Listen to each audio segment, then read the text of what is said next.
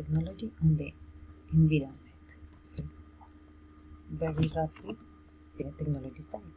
We are under a strong threat of the contamination but not having consideration with the rest of the world.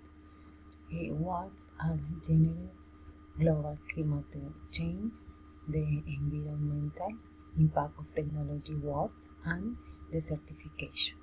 Air pollution that is causing the greenhouse effects of surface warming and the pollution produced in obtaining and treating minerals, materials, or energy source and the was generated by man industrial activities.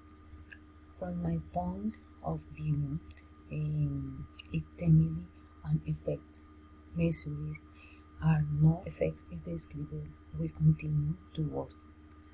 If we do not change our habit, everything will even worse than see. And it is a job of all the citizens of all the parts of the world and the governments that must give the guidelines and guidance to develop measures that are implemented more rigorously in the nations.